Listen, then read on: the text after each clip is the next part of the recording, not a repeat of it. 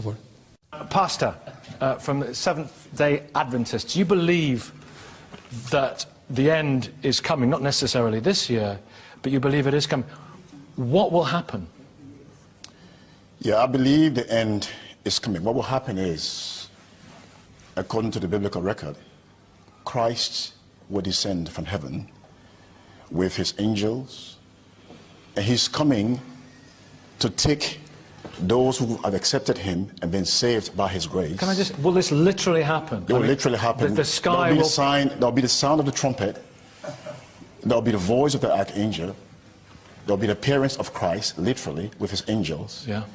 He's coming to take those who have accepted him and believe in him and rescue them from this earth. He's going to bring in justice and righteousness. Will the sky part? The sky is going to open.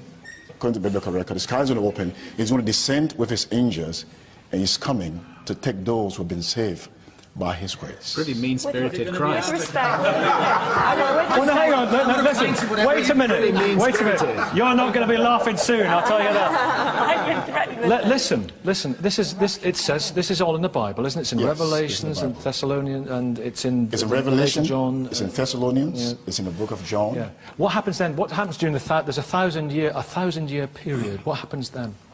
Yeah, there's a period of 1,000 years, and the 1,000 years begins at the coming of Christ.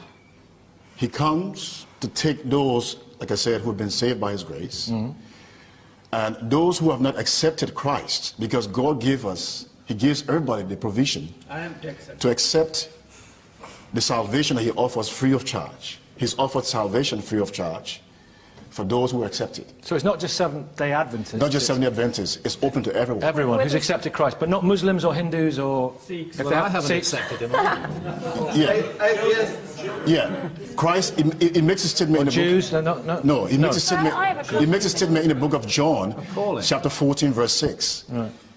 He says that, I am the way, the truth, and the life. But he only takes those who believe in him. I'm the way, the truth. What about children who've never... I'm the way, the truth. I'm coming. I'm the way, the truth, and the life. Yeah. No one comes onto the Father except through me. It's a radical statement. It is a radical statement. It's a radical statement. It's an exclusive statement.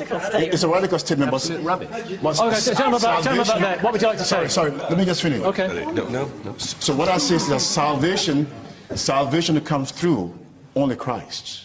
Salvation comes through him. So, but we've got a vision, if that's the right word, of what's going to happen, and it's in the Bible. It's in the Bible. It's fundamentalism we're talking about, and fundamentalism produces problems in all major world religions, and it produces problems in Christianity. And this is a fundamentalist interpretation of Scripture, which actually misunderstands a very poetic piece of writing in the book of Revelation. It misunderstands Paul's view that the kingdom was coming immediately, not in 1,000, 2,000 years' time, but that was, we now know, a misunderstanding of Paul and the early Christians. They thought Christ was coming back again. We now work on an entirely different basis in the mainstream. It's in the New Testament.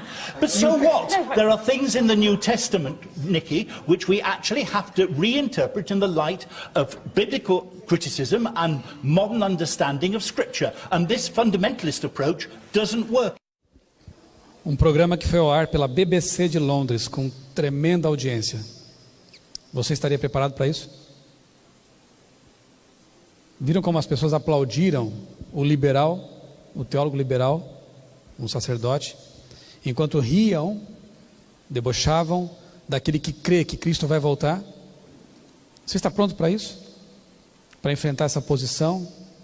Para ser taxado injustamente de fundamentalista porque você crê que Cristo prometeu voltar? Porque as palavras de Cristo são verdadeiras.